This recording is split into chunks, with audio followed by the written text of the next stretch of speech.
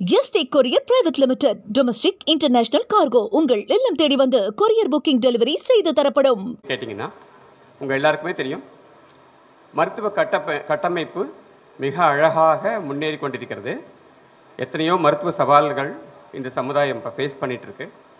அதுக்கு நம்ம மாணவர்களை தயார்படுத்தணும். அந்த மாணவர்கள் மருத்துவ படிப்பு, இளங்கலை படிப்பை படிக்கும் போதே மருத்துவத்தின் அத்தனை கூறுகளும் மேலே ஒரு ஆளுமே அவங்களுக்கு வரணும்.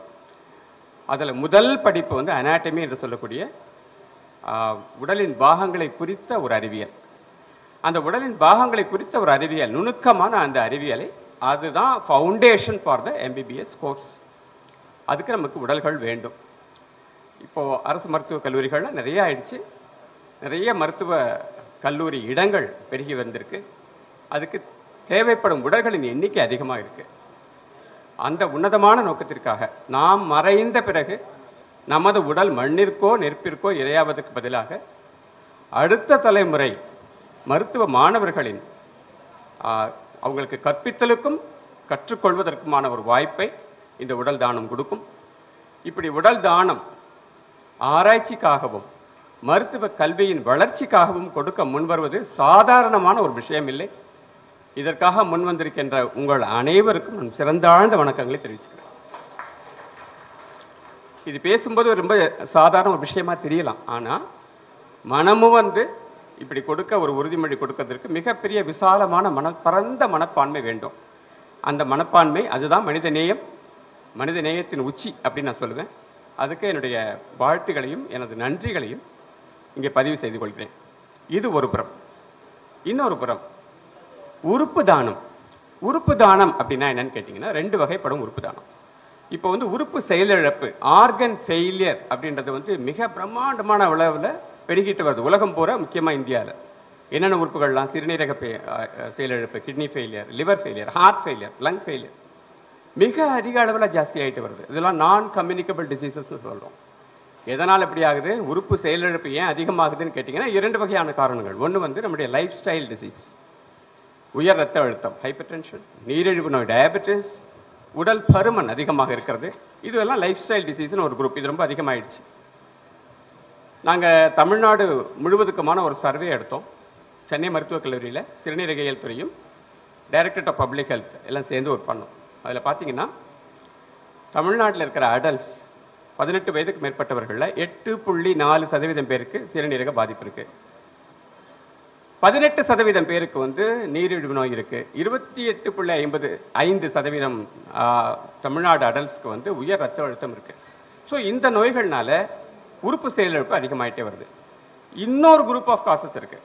இன்னொரு ஒரு கிளஸ்டர் ஆஃப் காரணிகள். அது என்னன்னு கேட்டிங்கன்னா, பருவநிலை மாற்றம், அதீதமான வெப்பம், காற்று மாசுபடுதல், இதனாலேயும் உறுப்பு செயலிழப்பு அதிகமாகிட்டே இருக்குது. ஸோ அதனால் ஆர்கன் ஃபெயிலியர் ரொம்ப அதிகமாகிட்டே இருக்குது.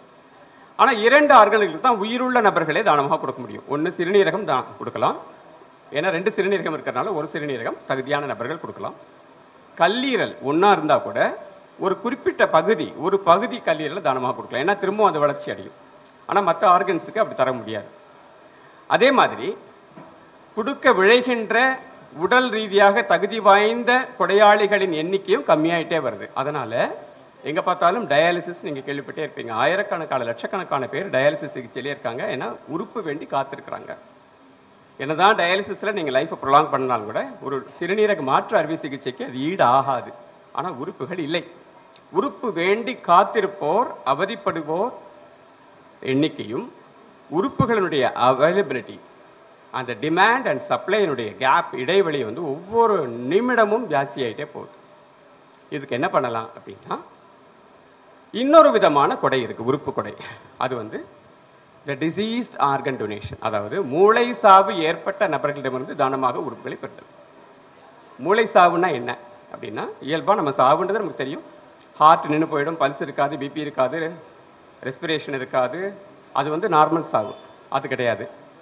இன்னொரு விதமான ஒரு ரோட் டிராஃபிக் ஆக்சிடென்ட்டு, மேலேருந்து கீழே விழுந்துட்டாங்க, தலையில் காயம் ஏற்பட்டிருக்கு, உடனே மருத்துவமனை கூட்டி போகிறாங்க, இருதயம் இன்னும் துடித்து கொண்டிருக்கிறது. அப்போ என்ன பண்ணுவோம்? வென்டிலேஷன், மெக்கானிக்கல் வென்டிலேஷன் போட்டு செயற்கை முறையில் சுவாசம் கொடுத்து, செயற்கை முறையில் மருந்துகள்லாம் கொடுத்து, நாடி துடிப்பும் ரத்த அழுத்தமும் மெயின்டைன் பண்ணி, ரத்தத்தில் ஆக்சிஜன் அளவு மெயின்டைன் பண்ணி, செயற்கை சுவாசம் வச்சு உறுப்புகள் எல்லாம் செயல்பாட்டில் இருக்கிற மாதிரி பார்த்துக்கலாம். ஆனால் அந்த நபருக்கு மூளை நிரந்தரமாக செயலிழந்து விட்டால் அதை நம்ம மூளை சாவுன்னு சொல்றோம். அது உறுதிப்படுத்திக்கிறதுக்கு ரொம்ப ரிகரஸாக டெஸ்ட்டுகள் இருக்குது. எந்த தவறும் நடக்காத அளவுக்கு ரூல்ஸ் அண்ட் ரெகுலேஷன்ஸ் இருக்குது. ஸோ இது ஒரு பிக்யூலியர் சிச்சுவேஷன். அதாவது மூளை நிரந்தரமாக செயலிழந்து விட்டது, ஆனால் செயற்கை முறையில் முக்கியமான ஆர்கன்ஸ் வந்து வயபிலிட்டி மெயின்டைன் பண்ணிட்டு இருக்கோம். இதுதான் மூளை சாவுன்னு சொல்லுவோம். அப்போ வந்து அந்த குடும்பத்தாரிடம் நம்ம அணுகி அவங்களுடைய சம்மதத்தோடு அந்த உறுப்புகளை தானமாக பெற்று தேவைப்படும் நோயாளிகளுக்கு கொடுக்குற திட்டத்தில் தான் இந்தியாவிலேயே நம்ம தமிழ்நாடு மாநிலம் வந்து முன்னோடி மாநிலமாக இருக்குது. கடந்த மாதம் கூட பெஸ்ட் ஸ்டேட் அவார்டு கூட டெல்லியில் போய் வாங்கியிருந்தாங்க. நான் ஒரு கோரிக்கை என்ன வைக்கிறேன்னா, இவ்வளவு பரந்த மனது படைத்த நீங்கள் எல்லாரும் வந்து உடலையே இறந்த பிறகு தானமாக கொடுக்க முன்வரும் போது அந்த அசம்பாவிதம் யாருக்கும் வரக்கூடாது. நிகழும் தருவாயில் அப்படி நமக்கு ஒரு பிரெயின் டெத் வந்தது அப்படின்னா, எனக்கு ஒரு பிரெயின் டெத் வந்தது அப்படின்னா என்னுடைய ஆர்கன்ஸை தாராளமாக எடுத்துக்கலாம் அப்படின்னு உறுதிமொழி கொடுக்கறது இன்னொரு பிளட்ஜ் இருக்கு. அதை பற்றியும் சிந்திக்கலாம். அதை பற்றி யாருக்காவது மேற்கொண்டு தகவல்கள் தெரியணும் அப்படின்னா டிரான்ஸ்ஃபர் என்று சொல்லக்கூடிய தமிழ்நாடு உறுப்பு மாற்று ஆணையத்துக்கு நீங்கள் முன்வரலாம். நாங்கள் அதுக்காக உங்களை கைட் பண்ணுவோம். அதுக்காகவும் அதை பற்றிய விழிப்புணர்வும் நீங்கள் பரப்பி கொண்டு போகணும் அப்படின்றது என்னுடைய தாழ்மையான வேண்டுகோள். மீண்டும் ஒரு முறை இறந்த பிறகு உடலை தானமாக கொடுக்க முன்வந்த அத்தனை நல்ல உள்ளங்களுக்கும் எனது சிறந்தாழ்ந்த வணக்கங்கள். ST courier private limited, domestic international cargo உங்கள் இல்லம் தேடி வந்து கொரியர் புக்கிங் டெலிவரி செய்து தரப்படும். என்றும் உங்களுடன் மை இந்தியா. முக்கிய செய்திகளை உடனுக்குடன் தெரிந்து கொள்ள சப்ஸ்கிரைப் பண்ணுங்க, பெல் பட்டனை பிரஸ் பண்ணுங்க.